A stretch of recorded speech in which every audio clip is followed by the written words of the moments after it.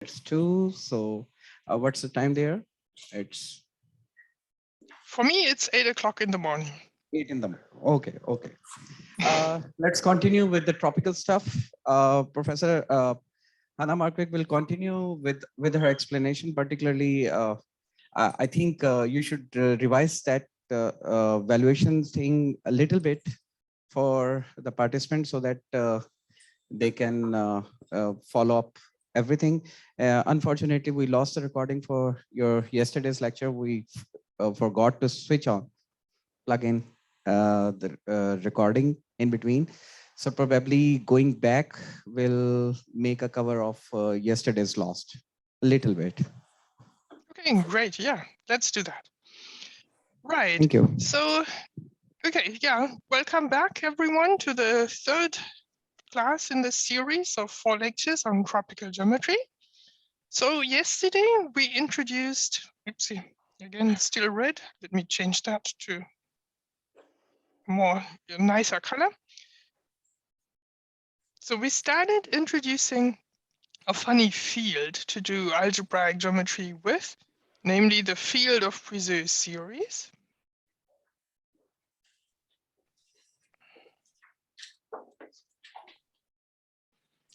And a Puiseux series is just a formal series. Converging doesn't play any role here, just a formal series where the coefficients are in the ground field, in my case C, and the exponents are rational numbers, and they need to share a common denominator in order to make multiplication well defined. And then I have the valuation going from the field of Puiseux series to R union infinity. And it sends such a series as above to the smallest exponent.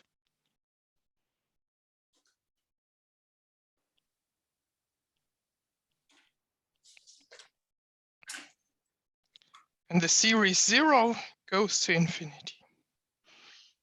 And this valuation satisfies 3 axioms.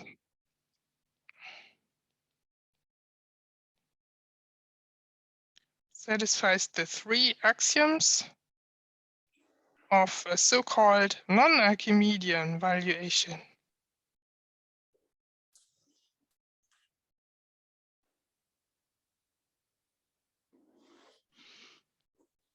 The first is the valuation of a number is infinity if and only if this number is 0. The second is the valuation of a product is the sum of the valuations.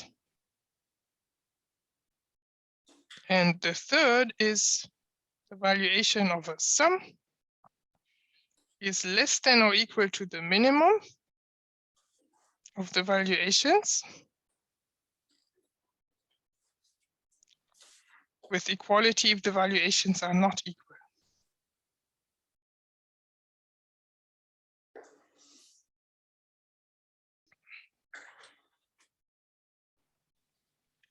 Okay, and yesterday we checked that our valuation on the field of Puiseux series indeed satisfies those 3 axioms. Is this something you would like me to repeat now, or maybe later when we try to repeat the recording, or shall we just go on for the moment? Yeah, I think just go on. I think Just go on for the moment. they can, they will pick it up. Okay, great. Okay,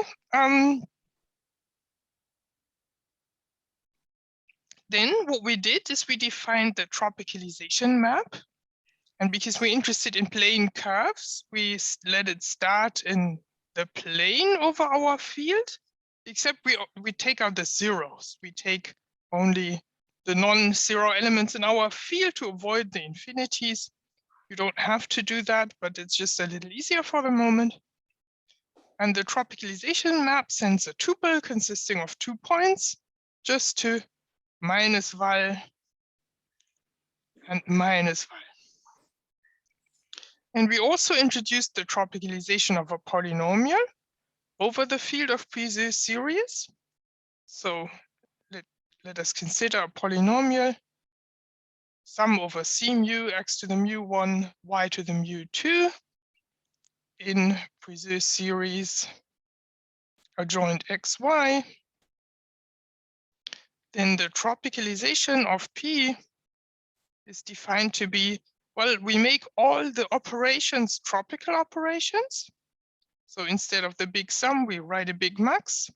But then the coefficients which are Puiseux series, we also replace with minus val of the coefficients.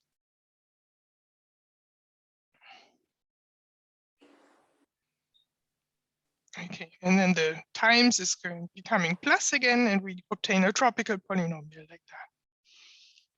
And then we had this very important theorem by Kapranov, stating that for such a P, let me not repeat it, we take the same P as above, the same polynomial as above. If we take the tropicalization of the plane curve defined by P, of the zero locus defined by P, and the Euclidean closure, because we only get a dense subset in Q to the 2, we want a graph in R to the 2, then this is the same. Excuse me. Sorry? Professor. You mean the commas instead of addition in the above prop of P? What did it? Sorry, I'm not sure I understood. What did I? What kind of max you are computing? So you are computing the minus? The maximum over, this is a sum over some u, then this is the max over some u. Okay. Yeah, makes sense? Okay. Yeah, thanks for the question. Okay, so if we take the tropicalization of our plane curve in the sense above, taking minus val point-wise, coefficient-wise, component-wise, sorry, and this is the same as the tropical plane curve defined by the tropical polynomial given by P. And this theorem is so important because this left-hand side tells us we're talking about some sort of degeneration of an algebraic plane curve.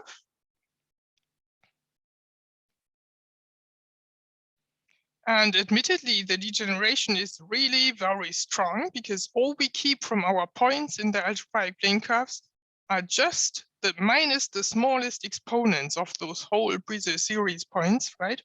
So this is a very strong degeneration, but it's interesting to see that there's still so much information which is preserved. And that's something I'm hoping to show you in the today and in the remaining time tomorrow also.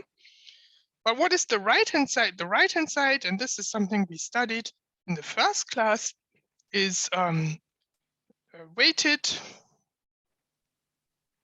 piecewise linear graph in R2, satisfying the balancing condition at every vertex.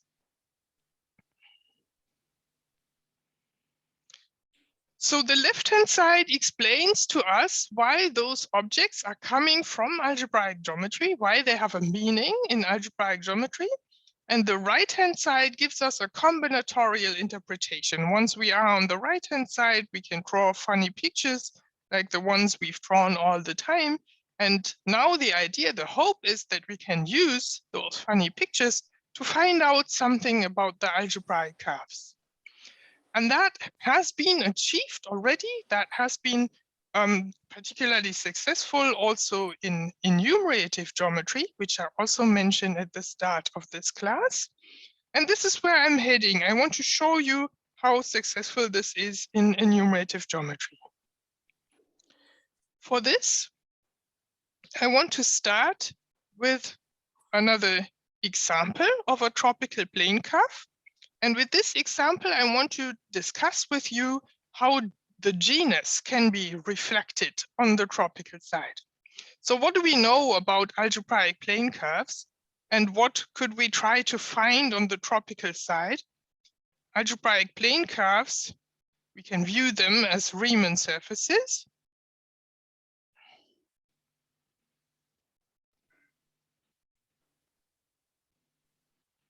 So they have a genus, right? Viewed as Riemann surfaces, they can have a bunch of holes. And then this is the genus of our algebraic plane curve. And they have a degree. And the degree is the degree of the defining polynomial.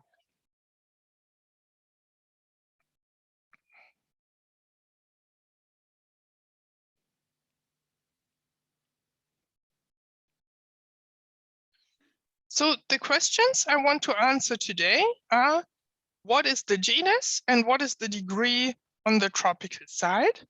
And if there's more time, we'll also discuss more about counting curves. Okay, but let's start with the genus. I don't know how strong your algebraic geometry background is. I suppose the background is a bit diverse. Some people may have a stronger, other people maybe not. But I hope that you heard about cubic plane curves, meaning curves which are defined by a polynomial of degree 3. And if such a cubic plane curve is smooth, then it is of genus 1. And one way to try to see that is that a sketch of such a smooth cubic surf. I hope it's a picture that you've all seen. You can sketch such a cubic plane curve, for example, like this. But of course, this is a real picture only. And right now we're doing complex algebraic geometry. So this picture is a bit of a lie. And what is happening there? Actually happening two things. One thing is that I'm sort of missing an infinite point. And the other thing is that I'm only taking the real locus. So the real locus, so the picture I've drawn below is a Riemann surface of genus 1, yeah, like torus or a donut, yeah. And this complex Riemann surface of genus 1, if I consider only the real part, so the complex conjugation is like an involution working on this. And the parts which are fixed under this involution are sort of only two circles. But then in this real picture, I'm in addition missing an infinite point, so to say, a point that I have to use in order to compactify. And so those two circles, or well, one is not quite a circle, one is a circle minus a point. This is what I see in the real picture. Yeah. So this is one way to sort of understand why the genus of a cubic plane curve is smooth. Very intuitive way using just pictures right now. Okay. And then if it has a node, then it has genus 0. We also say it is rational. That's just a synonym. And the sketch for this, the real sketch would be a cubic with a node. It looks like something like this. And the sketch on the level of Riemann surfaces is that we take such a torus, and the node is like pinching. So we take a circle and we make the circle smaller and smaller. This is hard to draw now. I'm trying. Circle smaller and smaller until the circle is gone. This is when the node really appears. But now you see those two parts of the Riemann surface, they only touch each other. So we can as well open this here. And then you get something that is homeomorphic to a sphere. And the sphere has genus 0, of course. Yeah. So this is the story about cubics. If they are smooth, they have genus 1. If they have a node, they have genus 0. And now we're going to study an example of a tropicalization of a cubic. I'm going to give you the precise polynomial, even though this will be too much to check it just now on time, check all the computations just now on time. But maybe if you find some time later, if you're interested, you can really go through the computations. Or alternatively, you can also just believe that I did the computations correctly. I think I did. In any case, I'm going to write down now a precise polynomial over the Puiseux series. And, you know, for the sake of being able to compute something Of course, my previous series are all finite series. Otherwise, I wouldn't be able to write them down. So this is a polynomial over the previous series in 2 variables. And you can see that it is indeed a polynomial of degree 3. So it defines a cubic, a plane cubic. And now I'm going to sketch the tropicalization for you. And just for the sake of better understanding the combinatorics of the tropicalization, I'm going to start by drawing the dual subdivision. So they all have height 0. Let me draw the heights as little numbers next to the points. This has -3. This has -3. This point has -5, is not visible, therefore. This point has -5. The other points don't show up. They have like coefficient -infinity, which is the additive neutral, right? So the subdivision looks like this. And the curve looks like this.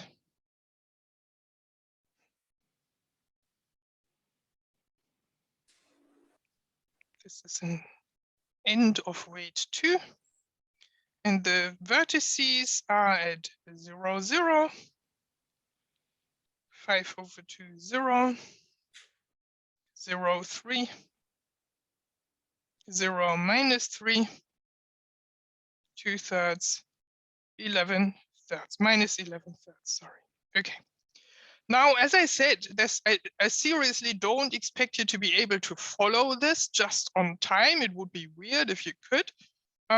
I do hope that you understand how I did this, right? So the first thing I did, of course, is take those coefficients, understand what -val is for them, then let -val be the heights in my Newton subdivision, study this roof construction in 1 dimension higher, project it down to get the dual subdivision, and then go through every polygon, set my equalities in order to solve for the location of the vertex, right? So that's a game we played for some smaller tropical curves in the last times. And this is just a bit of a bigger computation, but it is the same principle. So you need more time because it's bigger, but it works in the same way. Okay, why did I give you this example? Because if you look at this cubic, sorry, now I found my notes, then you figure out that the plane cubic has a node, because at 1, 1, the polynomial vanishes, the derivative with respect to x vanishes, and the derivative with respect to y vanishes. And if you have some algebraic geometry background, you know that this means that there has to be a singularity. And in this case, it's going to be a node. If you don't, I hope you don't mind to just believe for the moment that this means that our cubic has a node. But if our cubic has a node, then we expect our cubic to be of genus 0, to be rational, right? If we look at this graph picture of the tropical curve, however, it does not look like a rational graph, like a tree.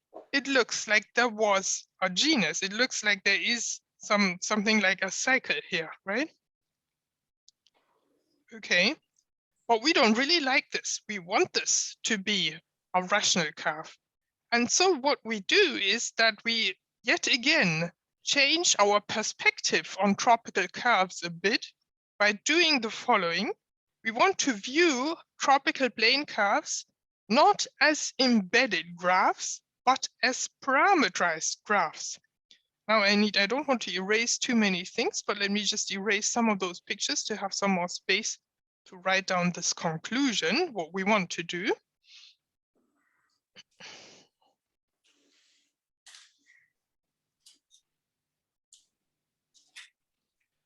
View tropical plane curves not as embedded graphs,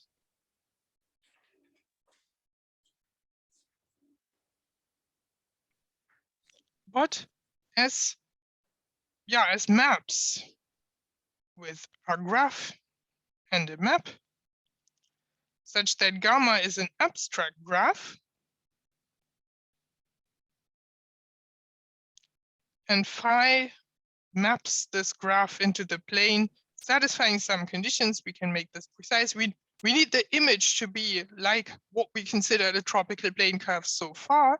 So the image phi of gamma, maybe I should just try that, sorry. Such that phi of gamma is a plane tropical curve, is a weighted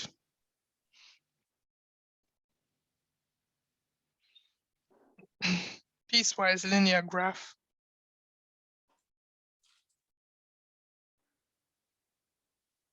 Satisfying balancing.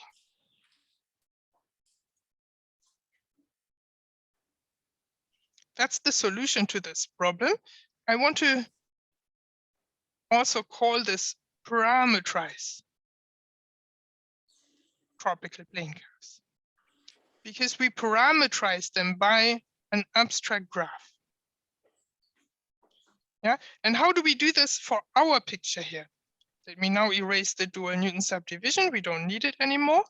And let me instead draw the abstract graph that we use in order to parameterize this tropical curve. The abstract graph will now be of genus 0. It'll be a tree. And it looks like this. And then we map this graph over here such that this end here is going to be mapped here. And this bounded edge here is going to be mapped here. Yeah, so those two edges meet and cross, but we don't treat this as a vertex. So this here is not a vertex, not a vertex. It is only a crossing of two edges.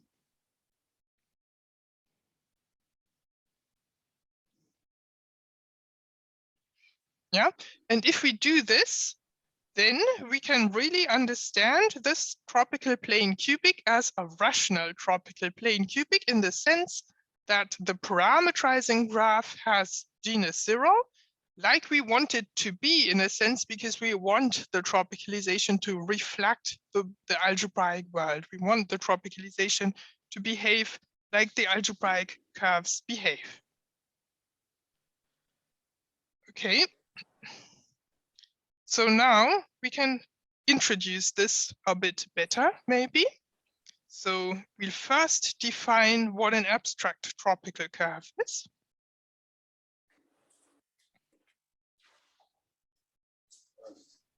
Professor Hanna, so you have the choice to again delete 0, 0, or maybe the other one, or this is possibly the only option in the available example? This is the only option, in fact, in the available example, because the other vertices, let me just sketch the picture. The other vertices are 3-valent and you can't do anything. Here you can view this as a crossing, right? If I draw it the way I draw it already, you understand that I mean it's a crossing. But for the other vertices, it's not possible to do something like that, right? And this is not a coincidence, because 0, 0 is the tropicalization of the node. We saw the node was at 1, 1. And what's the valuation of 1? It's 0, and minus 0 is 0. So the tropicalization of 1, 1 is 0, 0. So this point is the tropical node, the tropicalization of the node. No, it's clear. Thank you. Sure, yeah. So this is why we had to sort of resolve the 0, 0. Okay.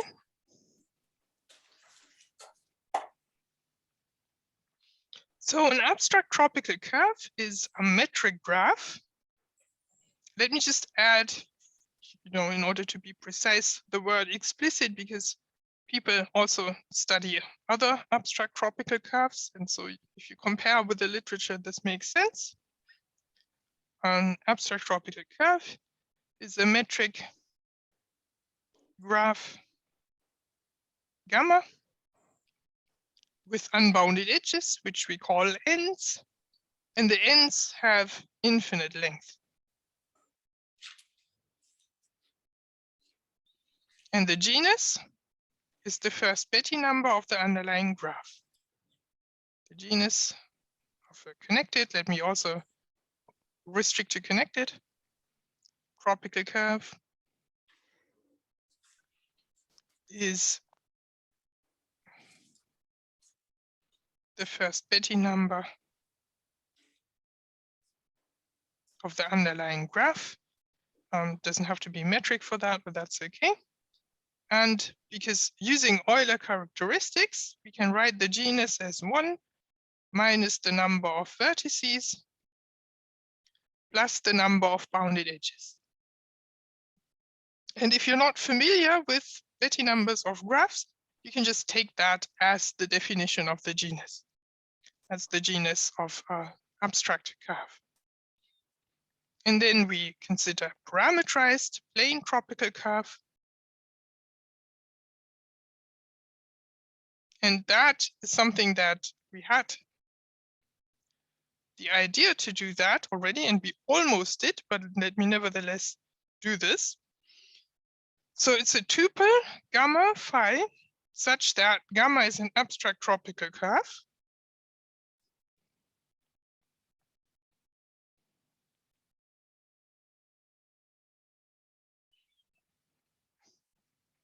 And phi is a map which is integer affine linear on each edge.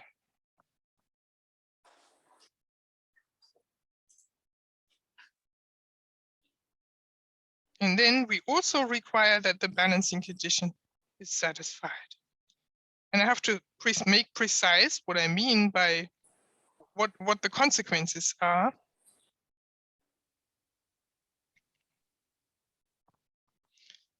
Okay, how are the weights given in particular? So if I have an edge, it has a length, right? Because it's a metric graph. So the edges have length, the ends have infinite length, the bounded edges have a finite length. If I have an edge of length L, then it is mapped to a segment. It's an integer affine linear map, so it has to map to a segment of a line of rational slope.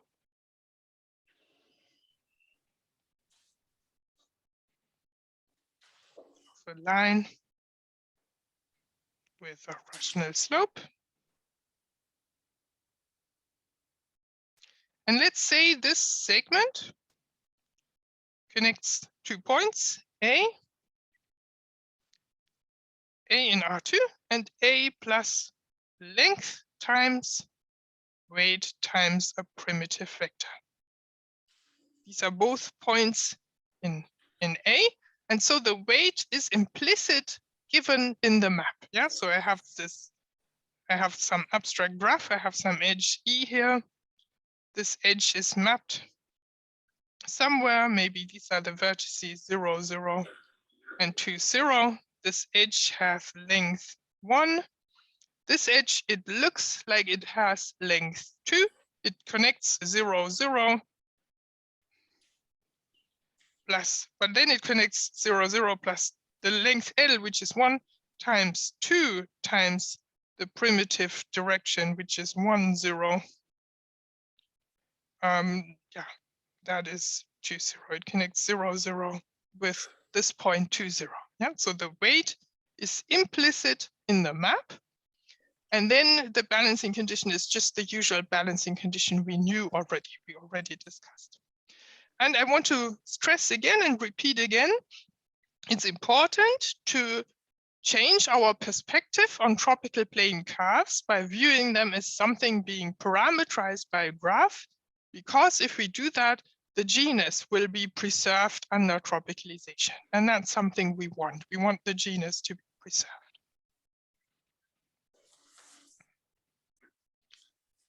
Okay, so that about the genus. Now, what about the degree? The degree is actually not so bad, because if we have a polynomial of degree D, and let's assume that it has all the terms it can have. So it will have a constant term leading in my Newton polygon to the exponent vector 0, 0. And then it can have all kinds of terms. And then it will also have the exponent vector d0 for the term x to the d, right? And in the same way, it will have the term y to the d leading to 0d. And so the Newton polygon will be this triangle of size d.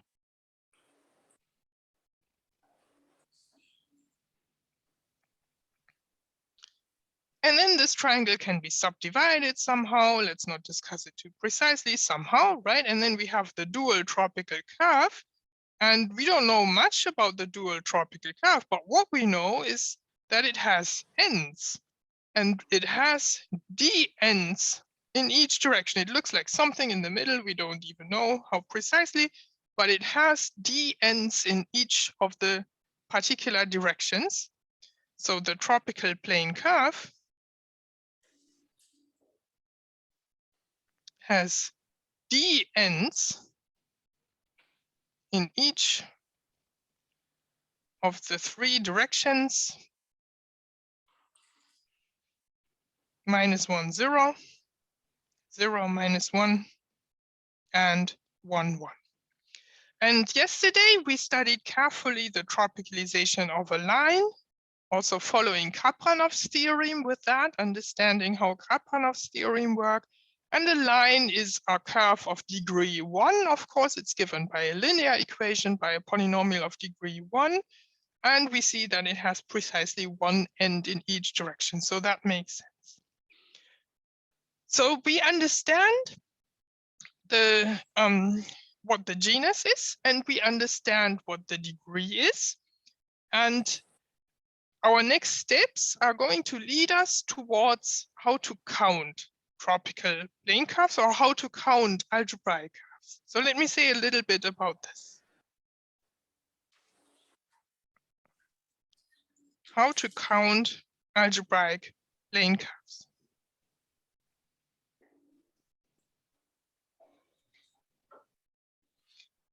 And I want to introduce a number, a plane curve count, which is called NDG. And that is the number of, well, let me, not real complex algebraic plane curves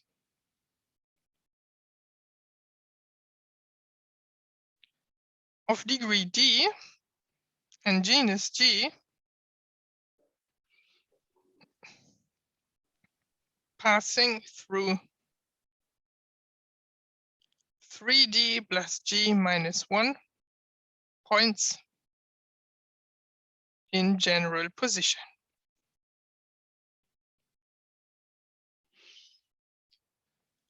Okay, so yeah, this is a number. We can just write it down. We don't understand it just because we wrote it down. Let's discuss a few examples. If D is 1 and the genus is 0, then we are just talking about lines.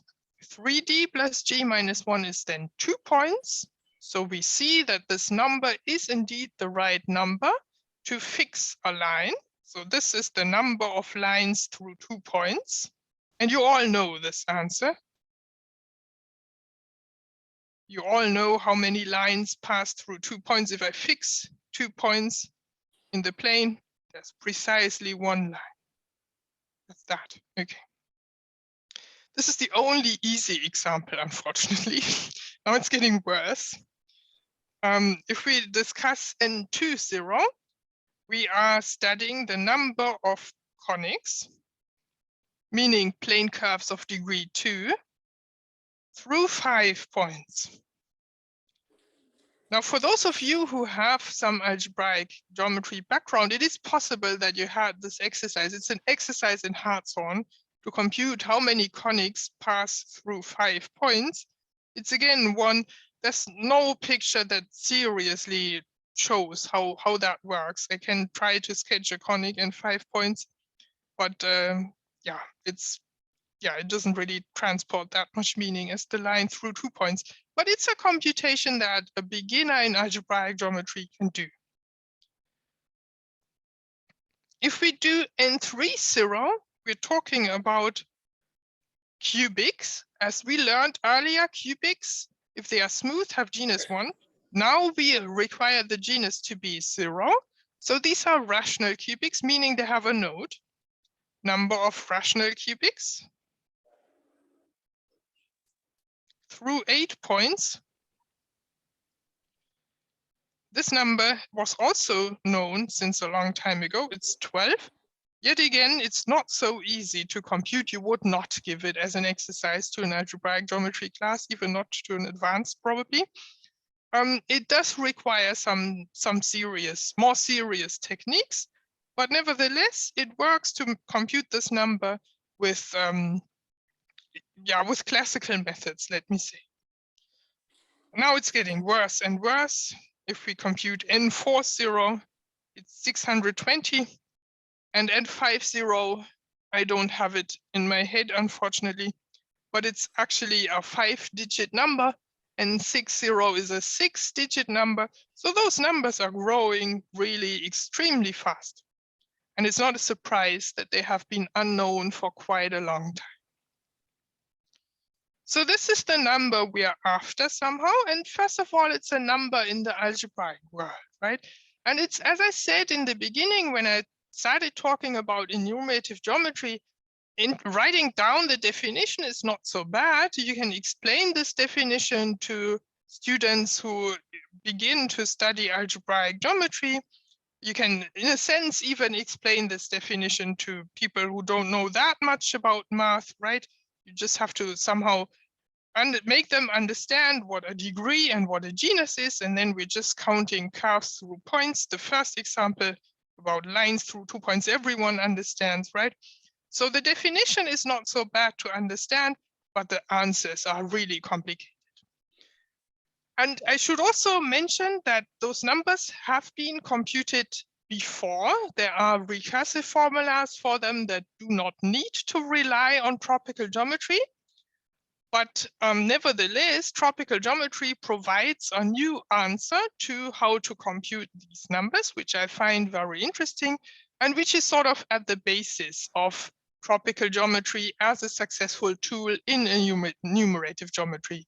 Once you understood this case very carefully, you can also use tropical geometry to compute new numbers, which have not been known before. So how do we use tropical geometry to compute such numbers?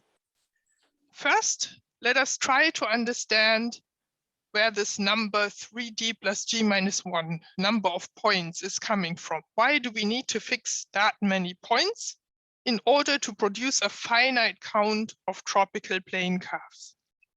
For that, I want to give you a glimpse of an idea about the so-called modalized space of parametrized tropical curves.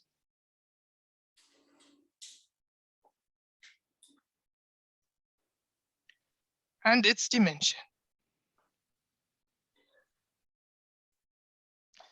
And when I say modalized space, I want you to think just parametrizing space.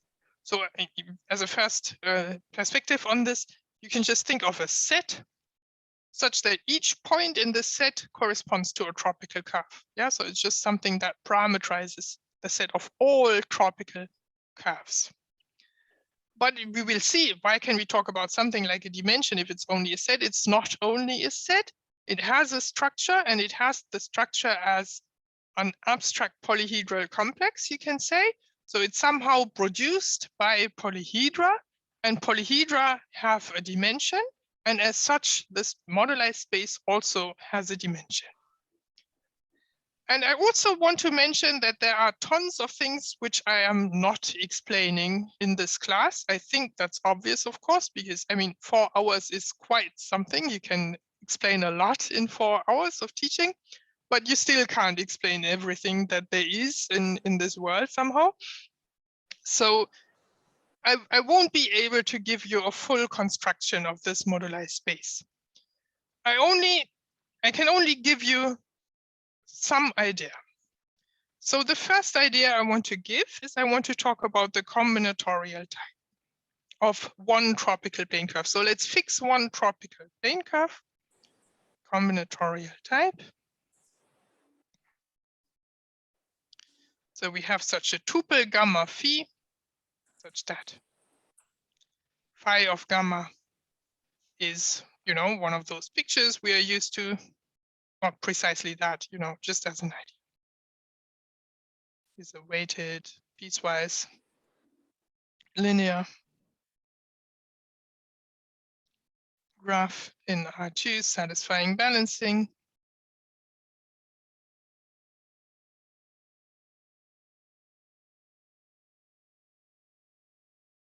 Yeah. Okay. And remember, gamma phi was defined such that gamma is an abstract tropical curve. So gamma has a metric, has length on its edges, and phi is a map, which is integer affine linear on each edge. And the combinatorial type is obtained when you just forget the length.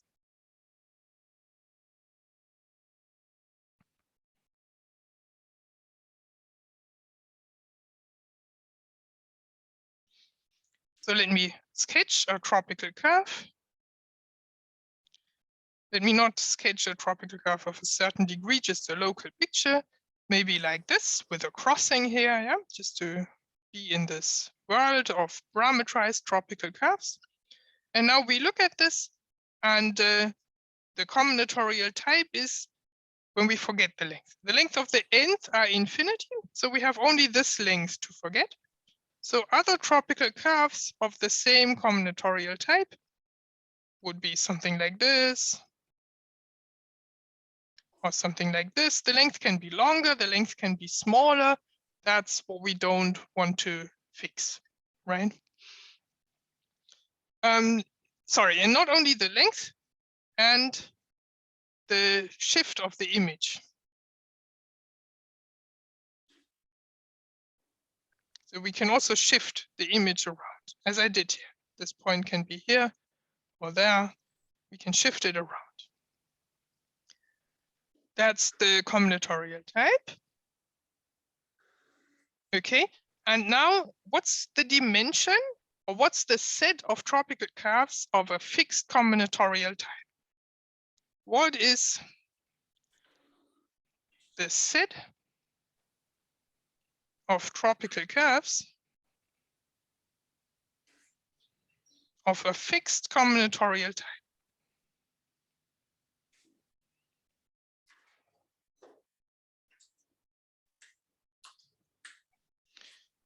Well, what we can do is, of course, we can shift around the tropical curve in R2. So that's an R2. And then in addition, we can vary length. So we take an R bigger 0 to the number of bounded edges, because these are the length we can vary, right? So for example, for my curve up here, the set of all tropical curves of this combinatorial type would be an R2 times R bigger 0. And the R2, you can view it as like the coordinate of this vertex. So let me call this XY. And the R bigger 0 is L, XY and L. In here, if you give me X, Y, and L, I will draw one tropical curve of this combinatorial type. Yeah, you tell me where this point should be. I don't know, maybe at -2, -3, wherever that is, right? And then you tell me what length you want, maybe 5, and then I draw a really long edge here, if my pen works. Okay, and then I draw this curve. Okay. Yeah, so that's good, because that tells us already something about the dimension, but we have to be careful because we cannot necessarily always vary the length independently. But we cannot necessarily, in my example, we could, there was just one length, we could make it as long as we want or as short as we want. But in general, we cannot necessarily vary length independently.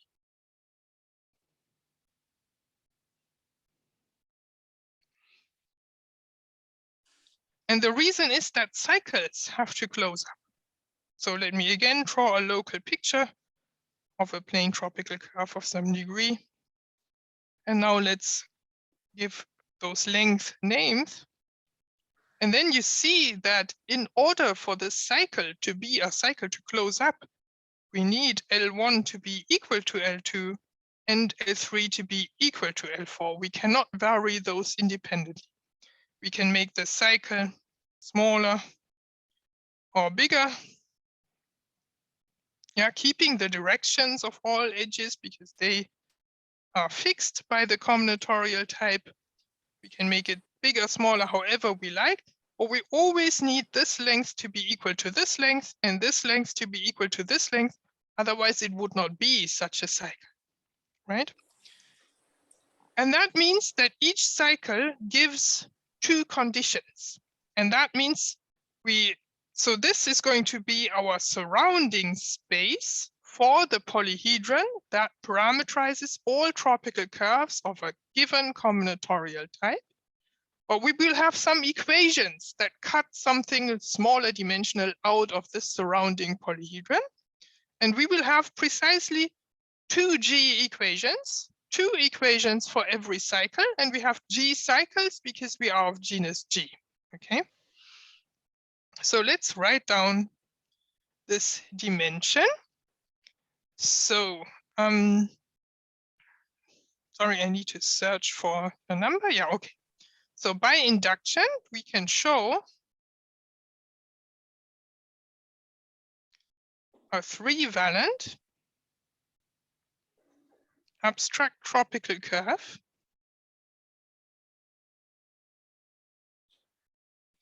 with 3D ends has 3D minus 3 plus 3G bounded edges. I forgot one requirement here, abstract tropical curve of genus G. And that is the situation we need to discuss because we care for tropical curves of degree D and genus G, and the graph, the abstract graph has then genus G. And in order for our abstract curve to parameterize a curve of degree D, we need the abstract curve to have 3D ends, yeah, D ends in each of the 3 directions. And as I said, you can show by induction that if the curve is 3-valent, then we have 3D minus 3 plus 3G bounded edges. Why is 3-valent important? This will give us the maximal number somehow. If you have a 4-valent vertex somewhere, let me try to come up with a good sketch for this. Something like this, a 4-valent vertex. Sorry, this is sort of hard to draw. Let me try to draw the dual picture first so that you get an idea of what I mean to be drawing here, what directions I mean to be drawing here. So let me consider such a 4-valent vertex. A bit more like this, not supposed to be a crossing, right? If I have something like this, then I can always resolve it. Resolve. And then I have one more bounded edge. Resolve, higher valent vertex.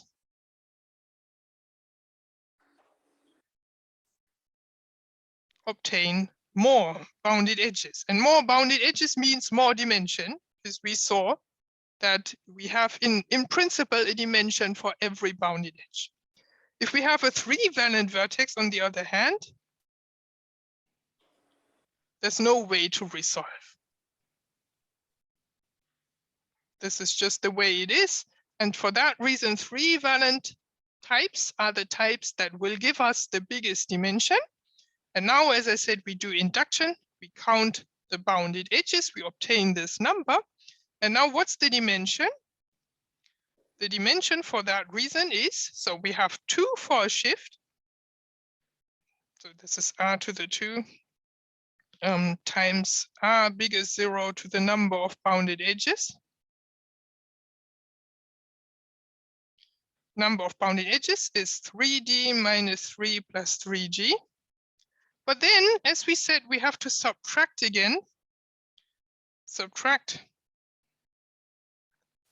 for equalities that have to be satisfied for the cycles.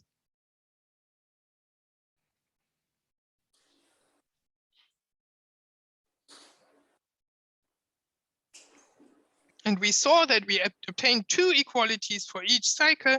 Like for this cycle, L1 is L2 and L3 is L4. Okay, and now we compute this number and we see that we obtain 3D plus G minus 1. So that is the dimension of our modalized space of abstract tropical curves.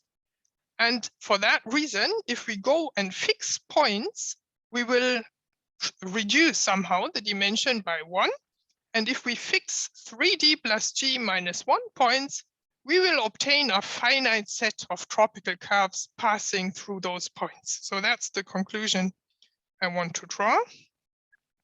Thus, if we fix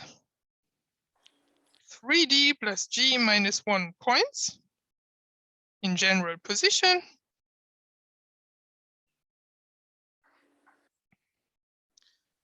there is a finite count, finite set, let me just say, finite set of tropical curves of degree D and genus G passing through them.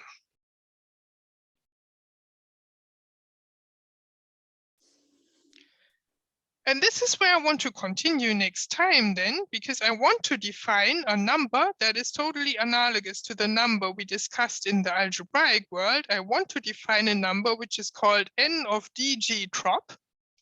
And the definition will be very similar to the definition we discussed in algebraic geometry.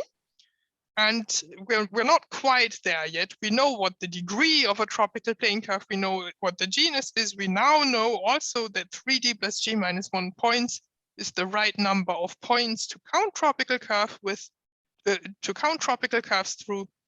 But there are a few more details to discuss before we can really write down this definition. But nevertheless, I want to mention that this is where we are going, and that these are going to be the numbers we discuss in detail next time. So I think this is a good moment to stop for today, unless you have some questions. Thank you very much. Maybe any question? Yeah, there are a few.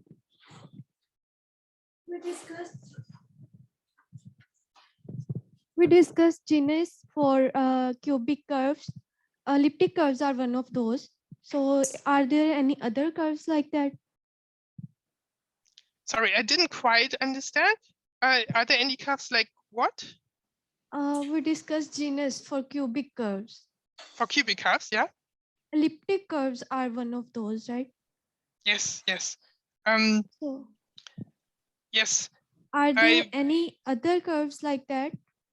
I'll draw a picture of an elliptic cubic for you in a second. Give me a moment. Just before I go ahead and do that, I need some space. I can erase all this. Is there a question about what I wrote right here before I erase it? Her question is that, okay, you discussed about the elliptic curve. Yeah, no, I understood the question. I understood the question. I'm about to show an example, but I need some space, so I'm about to erase. Yes. I just wanted to know whether there's anything that I should mention before erasing. No, everything is clear in this way. Fantastic.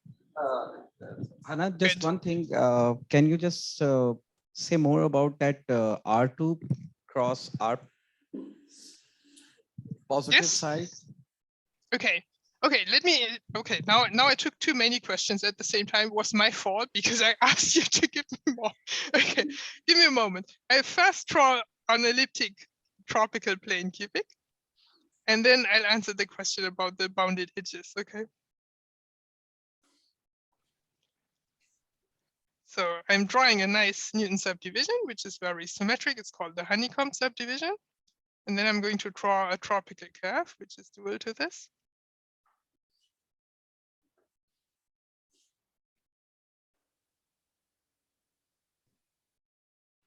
case. And this is an example of a smooth tropical cubic. It has a cycle.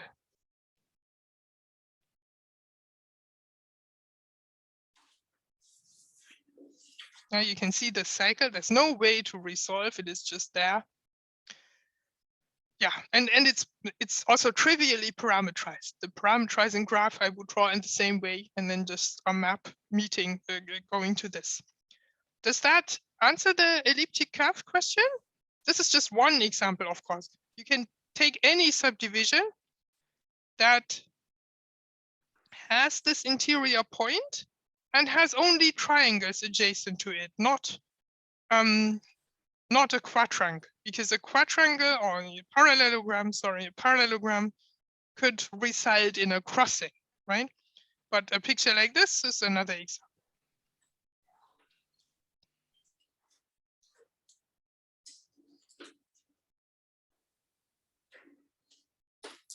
Also a tropical, smooth tropical cubic of genus 1. Does that answer the elliptic curve question? Okay, yeah, almost. Yeah, okay, great. So now about the bounded edges again. Maybe we can just use the same example and discuss the dimension of this space here a bit. Let's take this combinatorial type.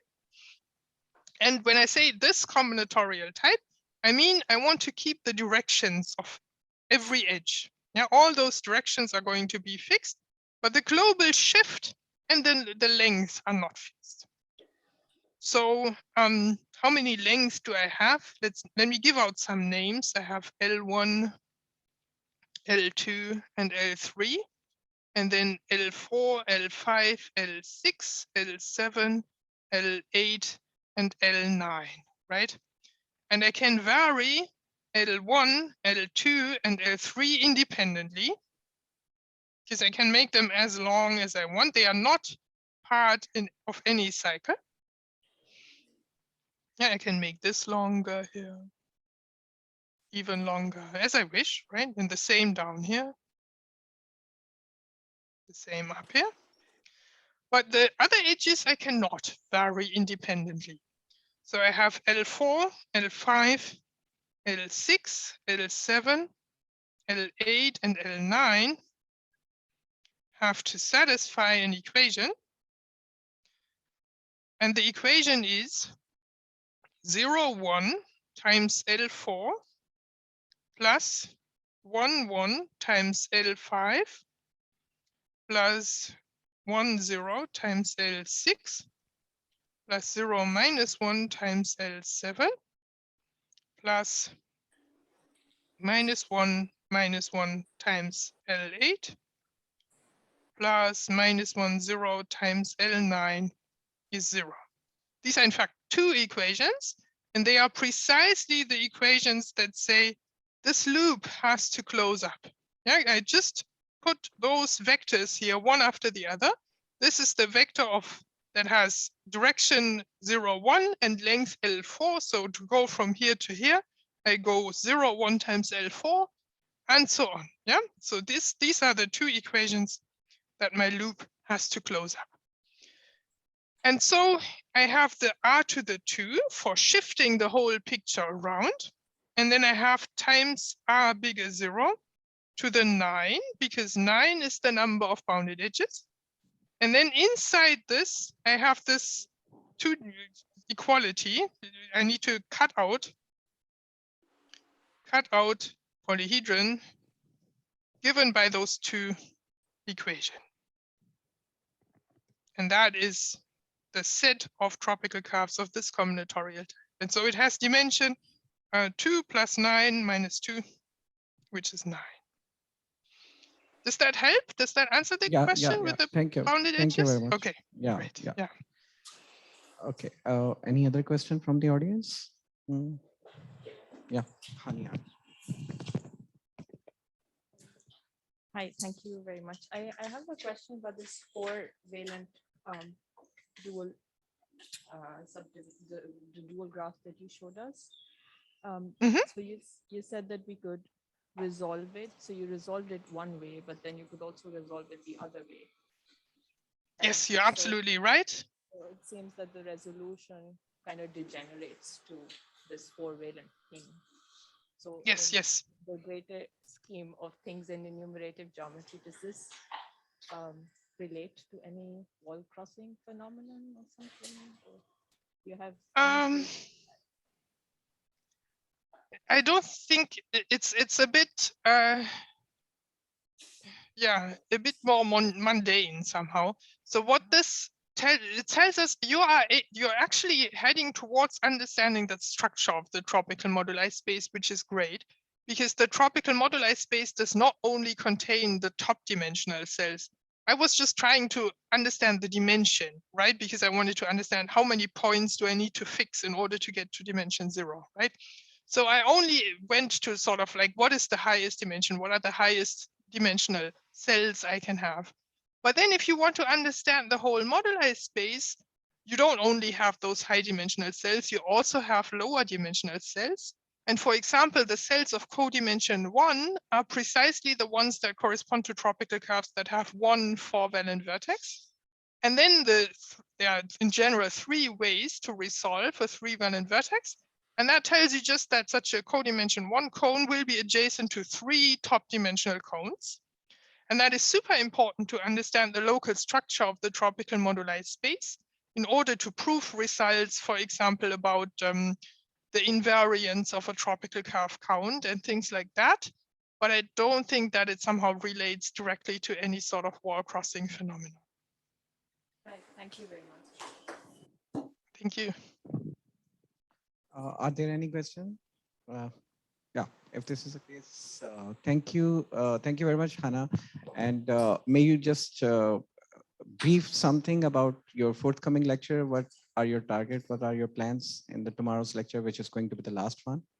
Yes, yeah, that's a very good question also, because I want you to still care and be interested. So I hope you'll come for the next class also, right? So my plan is, as I hinted a little bit already, I want to then really introduce those numbers NDG trop. We have some vague idea what they do. They somehow count tropical curves, but there are a few details to be filled in to make this precise.